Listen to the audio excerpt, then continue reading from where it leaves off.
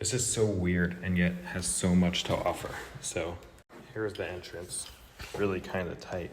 And as you can see, there's 2 floors per unit. So this unit just extends the entire floor. There's the living room. The unit is built along the length of the apartment, so it's got these really weird cutouts. This one is the least weird. So there's your living room, really long and extends to the front, and it's long and narrow, but it's actually a decent space. Now, as you saw before, the entrance is pretty tight. Right past the entrance, you have a closet, and then you have the kitchen, which is actually pretty nice on its own, except that you've got to walk through it to get to the bedrooms, and there's really not that much space here.